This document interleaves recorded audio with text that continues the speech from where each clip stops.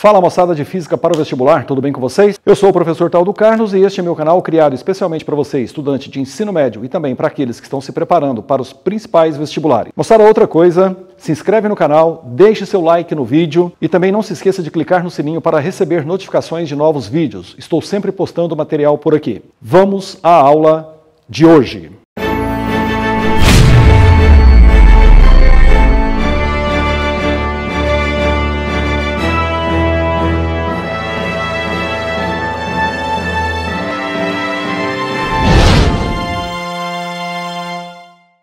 Olá pessoal de Física para o Vestibular.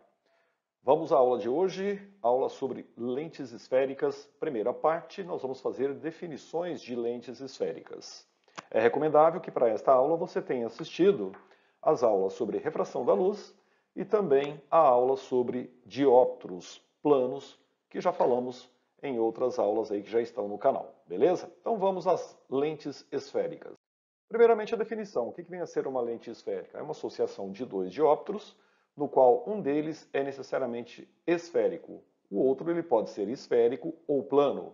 Por exemplo, eu tenho aqui para você uma lente constituída de dois dióptros esféricos. Repare, esférico, esférico. Aqui também uma lente constituída de dois dióptros esféricos. E aqui uma lente constituída de uma face plana e um dióptro esférico. Então, esse é o conceito de lentes, associação de dois dióptros, onde um necessariamente é esférico, beleza? Aqui eu tenho para você, no papel, duas lentes. Então, nós temos, repare, aqui o primeiro dióptro, ar, vidro, vidro, ar novamente. Nós vamos jogar a luz, ela vai passar de uma face esférica para dentro do nosso vidro, que constitui a lente, e depois do vidro para o ar novamente. Então nós temos aí dois dióptros, ar-vidro, vidro-ar, uma lente constituída de dois dióptros esféricos.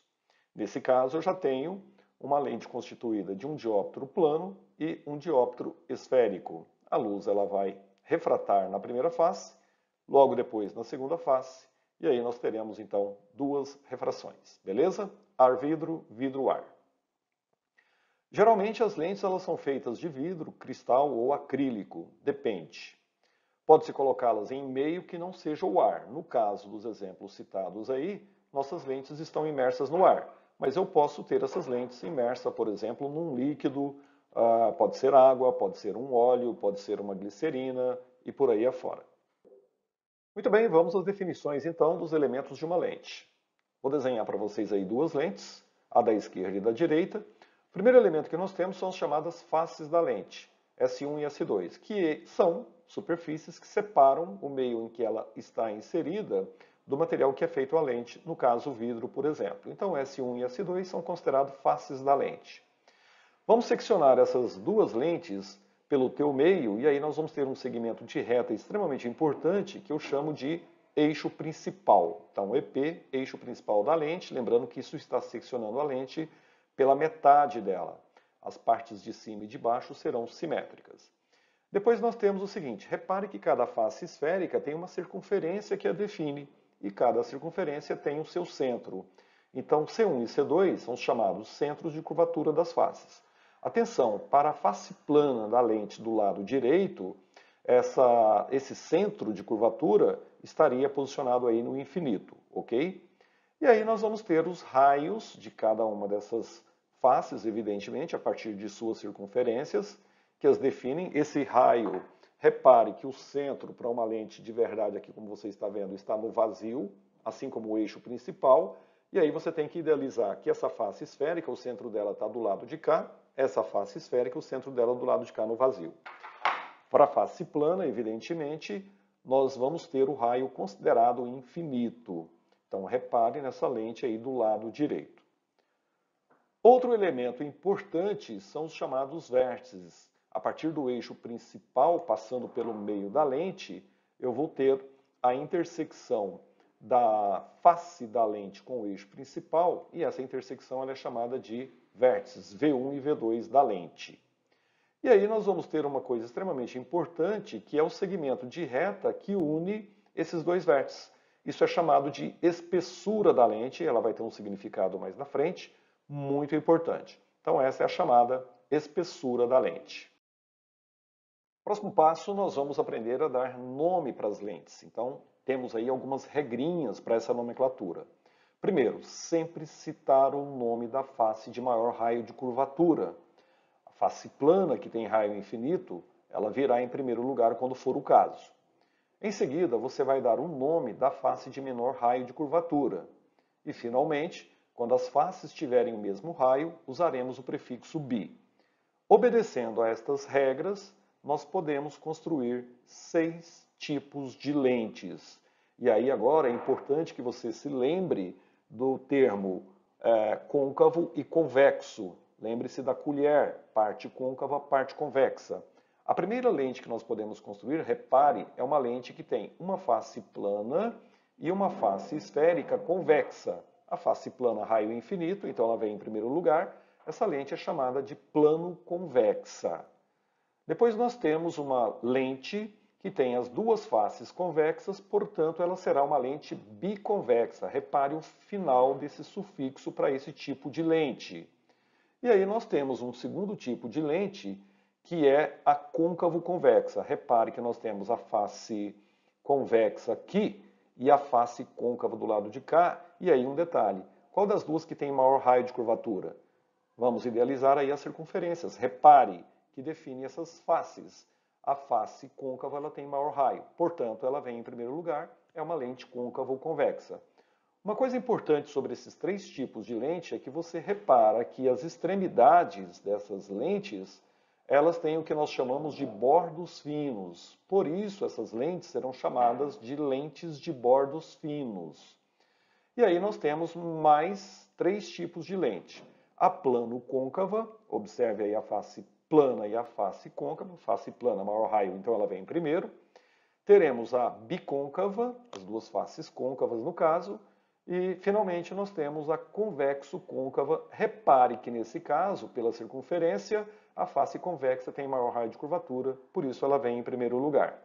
E aí um detalhe importante, repare que essas 3 lentes, elas têm os bordos espessos, como estou destacando aí para você. Portanto, essas lentes são chamadas lentes de bordos espessos. Então, esta é a nomenclatura das lentes, obedecendo às regrinhas, 6 tipos de lentes importantes, é bom que você saiba. Próximo passo, nós vamos verificar o comportamento óptico das lentes, ou seja, quando eu jogar luz numa lente, numa de suas faces, o que vai acontecer com o feixe de luz que você faz incidir numa das faces da lente. Vamos começar com uma lente plano convexa, e aí eu vou jogar um feixinho de luz paralelo ao eixo principal. Esse feixe de luz vai refratar nessa primeira face. Observe que o ângulo de incidência para essa primeira face, quando você traçar as normais, é de 0 graus. Portanto, ela vai refratar sem sofrer desvio, passando para dentro da lente. E aí, claro, na segunda face esférica, ela vai incidir. E aí eu tenho que traçar as normais. Repare que a normal é traçada passando pelo centro de curvatura da nossa lente. E aí nós temos a luz se propagando da lente para o ar, ou seja, do meio mais para o meio menos. Esse feixe de luz vai refratar ficando menos perto da normal, ou seja, o feixe de luz vai fechar.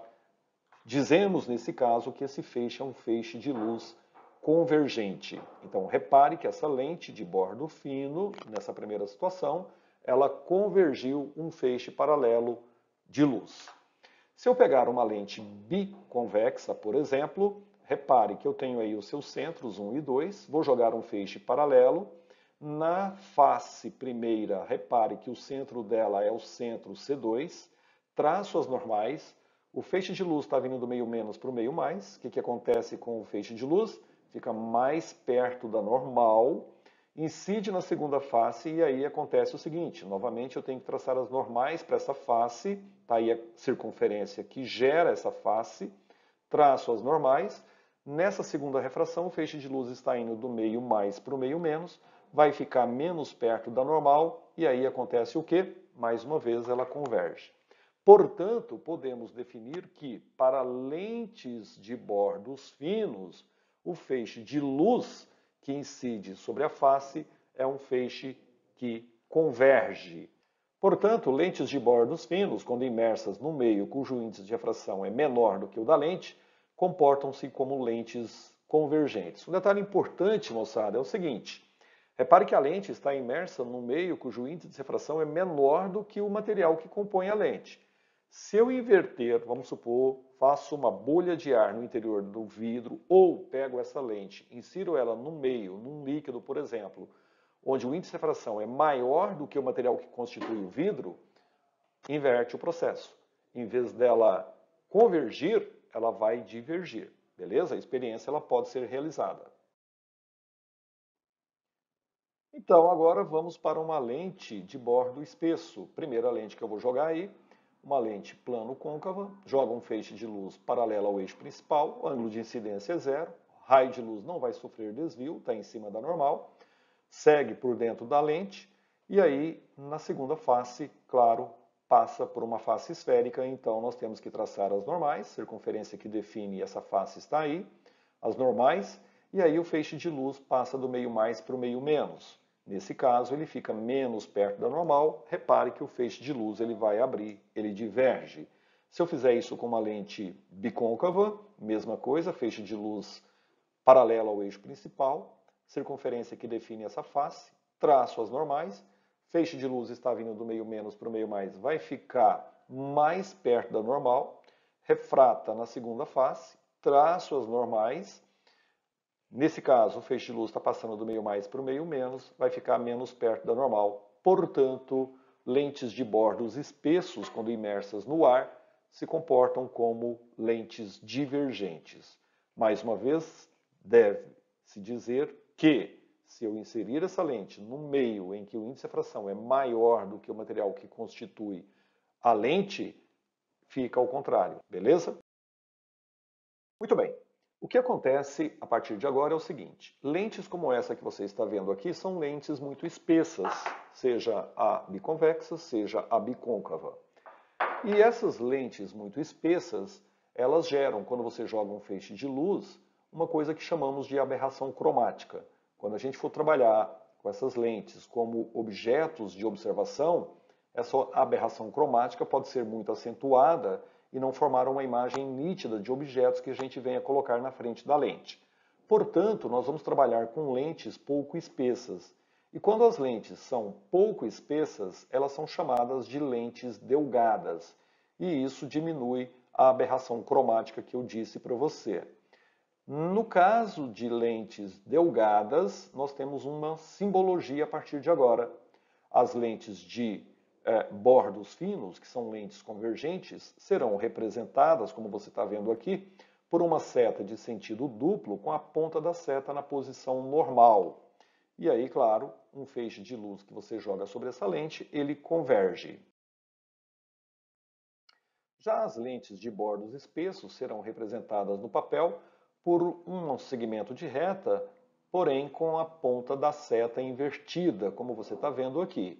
Nesse caso, isso é uma lente de bordo espesso, qualquer uma das três, e aí você tem o feixe de luz que chega até a lente divergindo, como é o caso das lentes de bordos espessos. Portanto, a partir de agora, toda vez que você ver esses símbolos que eu coloquei para convergente no slide anterior e agora para divergente, significam lentes delgadas, ou seja, lentes de pequena espessura, e aí a aberração cromática praticamente será eliminada e desconsiderada nos exercícios que faremos mais para frente.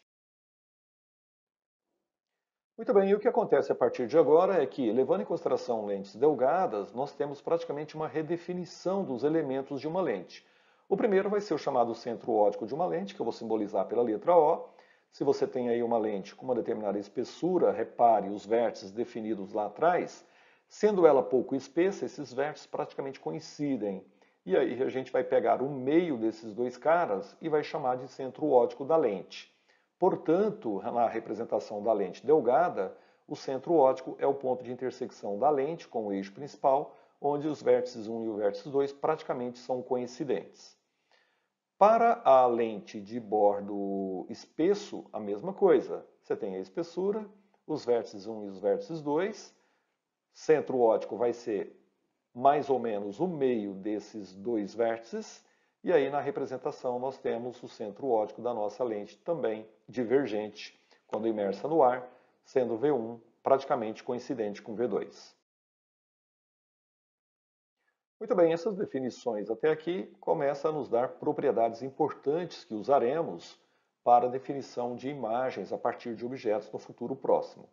E aí, uma das primeiras propriedades que nós temos sobre raios de luz é que raios de luz que atravessam uma lente delgada qualquer pelo seu centro óptico, ele não vai sofrer desvio, ou seja, ele tem uma sequência natural sem sofrer desvio, seja na lente convergente, seja na lente divergente. Guarde essa propriedade, utilizaremos ela em breve. Muito bem, o próximo passo é a definição dos focos de uma lente delgada. Por que eu falo dos? Se você lembrar do espelho esférico, nós tínhamos a face refletora, jogava um feixe de luz paralelo, ele refletia passando pelo foco. Primeiro, claro, dependeria muito da abertura do espelho, porque você lembra que formaria uma mancha luminosa, chamada cáustica de reflexão. Nas lentes, o mesmo fenômeno ocorre quando a lente é muito espessa. Mas como nós estamos trabalhando com lentes delgadas, de pequena espessura, esse efeito será desconsiderado. Ou seja, nós vamos ter um ponto luminoso formado nessa região. Para isso, eu vou pegar um feixe de luz paralelo ao eixo principal, são chamados de raios paraxiais quando eles são paralelos e bem próximo ao eixo principal. Para a lente convergente, vou jogar na primeira face. Repare, luz que chega define o objeto aí seria impróprio. Esse feixe de luz vai refratar passando por um ponto que eu vou chamar de foco 2. Repare que nesse caso, luz que sai do nosso instrumento óptico define imagem. Essa imagem foi formada por raios que se cruzaram verdadeiramente, portanto, esse foco é um foco considerado real. Se eu inverter o feixe de luz pela outra face, a mesma situação ocorre, eu tenho a definição do chamado foco 1, também real, luz que sai do sistema define imagem, nesse caso, imagem real. Portanto, a partir de agora, quando você desenhar uma lente convergente, no caso, você passa a ter não só o centro óptico como um elemento, mas a partir de agora os dois focos. E temos uma nova propriedade, que é todo raio de luz que incide paralelo ao eixo principal, ele vai refratar passando pelo foco da lente. E um detalhe importante é que os focos da lente convergente são focos reais. Beleza? Já para a lente divergente, o que vai acontecer? Se você jogar um feixe de luz paralelo, temos um probleminha. Esse feixe de luz, vindo paralelo, bateu na face da lente, ele vai refratar divergindo. Portanto, a luz que sai da nossa lente, que define imagem, eles não se cruzam do outro lado. Somente se cruzam por prolongamento. Portanto, o foco dessa primeira face está posicionado nesse ponto F1 e esse foco é um foco virtual. Repare, se eu jogar o feixe de luz pelo lado oposto, nós vamos definir o segundo foco. A luz sai divergindo, os raios de luz não se encontram, cruzam por prolongamento, então nós temos aí a posição do segundo foco da nossa lente.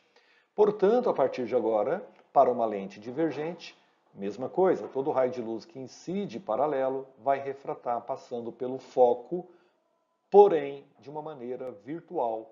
Portanto, os focos de uma lente divergente são considerados focos virtuais. Beleza?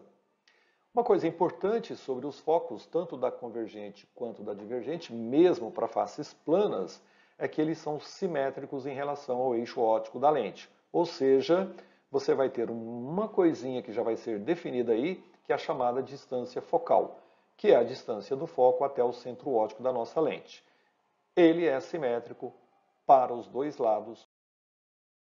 Um outro ponto importante para as lentes delgadas vai ser os chamados pontos antiprincipais de uma lente delgada. Fazendo uma analogia com os espelhos esféricos, lembre-se, o espelho esférico ele tinha o vértice, o foco e o centro de curvatura. No caso das lentes, aquele centro de curvatura é da face. E aí acontece o seguinte, nós vamos trocar esse centro de curvatura da face por um ponto que eu chamo de ponto antiprincipal. Experimentalmente, verifica-se que quando o objeto é colocado sobre o eixo principal da lente a uma distância 2f do centro óptico, sua imagem, coincidentemente, também dista 2f do centro óptico, estando situada do lado oposto da lente. Então, olha só, eu vou dobrar essa distância focal, vou definir dois pontos A1 e A2, hipoteticamente como se fossem os centros das lentes, e aí eu vou jogar um raio de luz saindo desse ponto antiprincipal. Repare que esse raio de luz ele vai bater na lente e vai refratar passando pelo antiprincipal oposto. Nesse caso, nós temos antiprincipal A1 como um ponto objeto real, ponto antiprincipal A2 como um ponto imagem também real. Para a lente divergente, temos um problema. Eu não tenho como passar o feixe de luz a partir de A1, porque quando chegar na lente, esse feixe vai divergir ainda mais. Ele não vai passar pelo A2. Então, o que eu faço? Eu miro o feixe de luz no A2 do lado oposto. Repare. E aí o que acontece? Ele refrata, cuja sequência passa pelo ponto antiprincipal A1 do outro lado.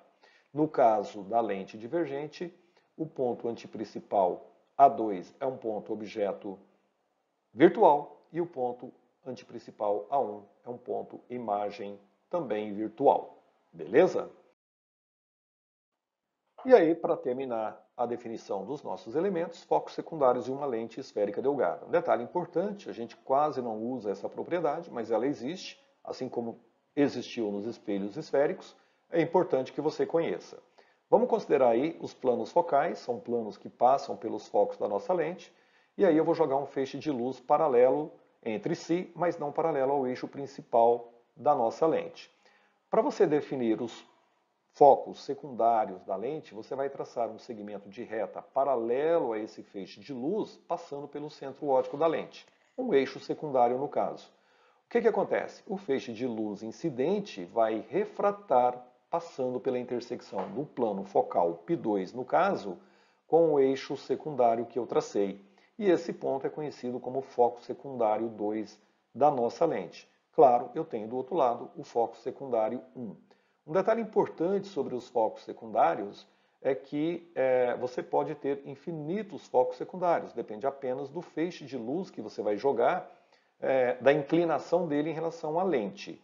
Mas você pode ter aí infinitos focos secundários sobre o plano focal de cada lente. Se a lente for divergente, você traça um feixe, incide um feixe de luz paralelo, traça o eixo secundário, e aí, claro, como a lente é divergente, o feixe de luz sai divergindo, a sequência deles vai intersectar o plano focal com o eixo secundário nesse ponto, que é chamado foco secundário da nossa lente. Beleza?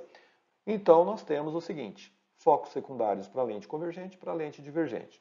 Pouco utilizado na construção de imagens, mas você pode recorrer caso necessário. Muito bem, com tudo que temos, então a gente já tem um resumo das propriedades geométricas dos raios de luz nas lentes, que vai nos auxiliar na construção de imagens. Todo raio de luz que incide no centro óptico da lente passa reto, tanto para a lente convergente quanto para a divergente. Todo raio de luz que incide paralelo ao eixo principal refrata passando pelo foco, tanto na lente convergente como na lente divergente. Lembrando que na divergente vai refratar fazendo o prolongamento do raio de luz passando pelo foco da face que você fez a incidência do raio de luz, beleza? Terceira propriedade, todo raio de luz que incide passando pelo foco da lente refrata paralelamente ao eixo principal da lente, graças ao princípio da reversibilidade da luz, falamos disso lá na introdução à óptica. Vale tanto para a lente convergente quanto para a lente divergente, lembrando sempre que na lente divergente você faz o prolongamento do raio de luz. E a quarta e última propriedade, raio de luz que incide no ponto antiprincipal da lente refrata passando pelo ponto antiprincipal oposto, vale tanto para a lente convergente quanto para a lente divergente. Com isso, a gente termina essa parte teórica da aula sobre definições de lentes e as propriedades dos raios de luz. Na próxima aula, a gente vai para a parte de construção de imagens a partir de objetos colocados à frente da lente. E agora, para finalizar, a resolução de alguns exercícios sobre o conteúdo. Muito bem, vamos à resolução então de alguns exercícios sobre essa parte primeira da definição de lentes. Exercício da GV 2016, a figura ilustra uma lente biconvexa de cristal imersa no ar. O seu eixo óptico principal é E. Considerando satisfeitas as condições de Gauss, a única trajetória correta descrita pelo raio refratado é a da alternativa. Repare, temos 5 raios de luz incidindo na face esquerda da nossa lente, todos eles paralelos ao eixo principal. E raio de luz que incide paralelo ao eixo principal refrata passando pelo foco. A única situação que tem isso daí é a do raio número 1, passando hipoteticamente pelo foco do outro lado. Resposta letra A, belíssima questão. Segunda questão, a questão do Mackenzie, ele fala o seguinte: uma lupa, também conhecida como um microscópio simples, consiste de uma lente convergente.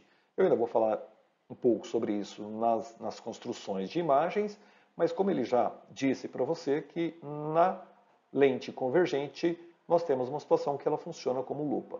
Considerando-se que as lentes abaixo ilustradas são constituídas de material cujo índice de refração absoluto é maior do que o meio que a envolve, as que podem ser usadas como lupas são.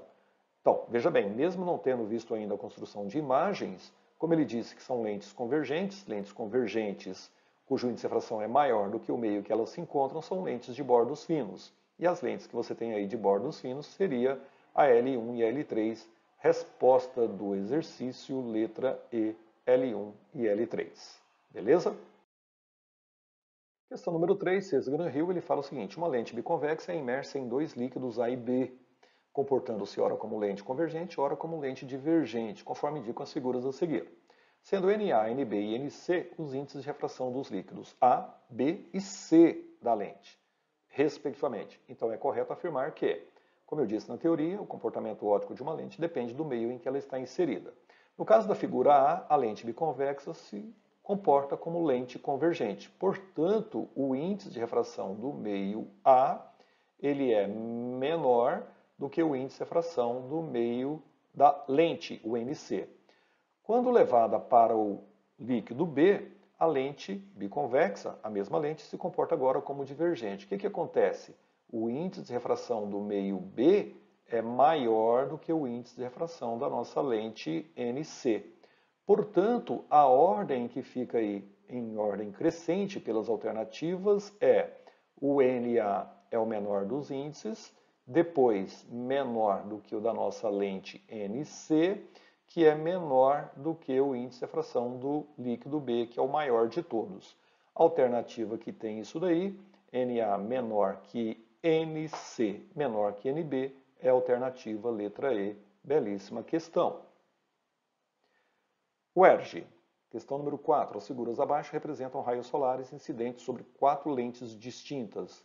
Deseja-se incendiar um pedaço de papel concentrando a luz do sol sobre ele.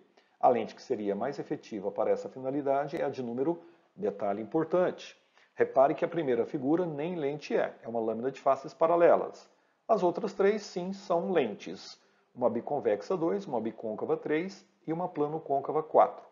Para você fazer fogo a partir de uma lente, você deve convergir os raios de luz para um único ponto. Lembre-se que a luz do Sol transporta energia. A única alternativa que tem, ou seja, a melhor lente que representa, que pode nos ajudar nesse procedimento, é a lente de número 2, que é uma lente convergente. Portanto, resposta letra B. Belíssima questão. E por último, uma questãozinha da UNAERP, número 5, ele fala o seguinte: uma bolha de ar imersa em vidro apresenta o formato da figura. Quando 3 raios de luz paralelos atingem, observa-se que seu comportamento óptico é de uma, detalhe importante, nós temos uma bolha de ar no interior da nossa lente, aqui dentro. Subentende, então, que o meio em que essa lente está inserida, essa bolha de ar, é um meio de índice de refração maior do que o do ar, que é 1. Portanto, essa lente ela vai ter um caráter divergente. Resposta letra B. Bela questão. Muito bem, moçada, com isso fechamos então essa primeira parte da definição de lentes. Próxima aula a gente vai falar sobre a construção de imagens a partir de lentes. Por hoje é isso. Se gostou, já sabe, curte o vídeo, compartilhe com seus amigos. Grande abraço e até a próxima.